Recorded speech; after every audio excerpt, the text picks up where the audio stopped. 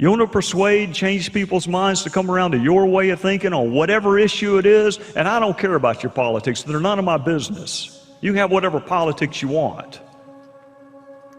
But I will tell you what doesn't work: insulting people. Any of you have been married for more than a week? Any of you aspire to be married at any point in life? Let me give you a piece of free advice after 25 years of marriage.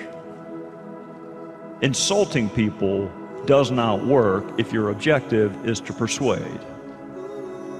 I am terrified of my wife, so I have never tried to insult her into changing her mind, but I have seen plenty of my friends try it, and it does not work. Look, I did not vote for President Obama. I didn't vote for him. I didn't vote for him. But you know what? A majority of my fellow citizens did. So when I see a bumper sticker that says, don't blame me, I didn't vote for the idiot, do you think that's persuasive? Do you think anybody that voted for President Obama is going to be persuaded, yeah, maybe I possibly made a mistake because this person called me an idiot? Life doesn't work that way. You know what happens when you're insulted? You become even more dogmatic in holding your incorrect belief than you were before you were insulted. So if your goal is to persuade,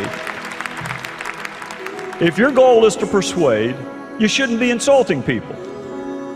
Let me tell you what else doesn't work. Hypocrisy. Telling other people how to live their lives, but you live your life a different way. Telling people that they ought to be doing X while you're doing Y. And trust me, I work in a line of work where I see a lot of it. And yes, we're all hypocrites to a certain extent, every one of us. But there are different gradations of hypocrisy. And if you are going to say that the Lord called you to go into politics, you better act like it. And if you're not going to act like it, then leave His name out of it. Furthermore,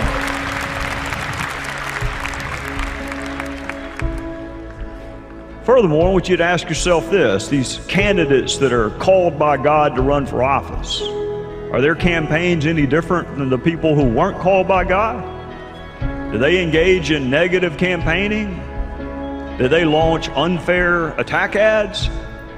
Can you tell anything different about them than you can the candidates who just say, I'm running because I felt like running? They claim to serve a God that used a stutterer as a spokesperson. They claim to serve a God that let His own son lose a race to a guy named Barabbas, but they don't act like it. You want to persuade people? Hypocrisy doesn't work. Insults don't work. What does work? A relationship. The person has to know that you care about them. They have to know that you care. There are two people in politics that I think do a wonderful job of that, and I don't care whether you support either one of them. One is Marco Rubio.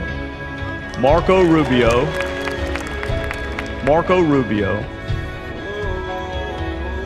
was raised by a woman that cleaned other people's hotel rooms. But she had hope. She had hope that her son would have a better life, and now he's in the United States Senate. And the other person who does a wonderful job of communicating hope is a guy named Tim Scott, who is my best friend in politics. And Tim Scott's grandfather, who's now 94, would hold a newspaper up every morning at breakfast.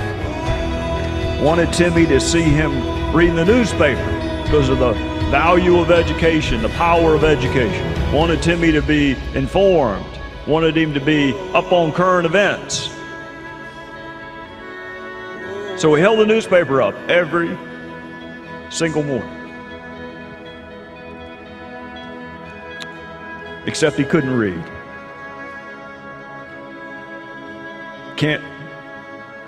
Can't read to this day.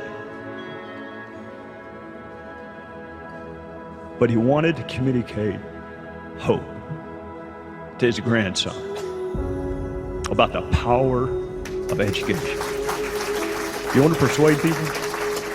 Do you speak in hopeful terms? Do you communicate hope?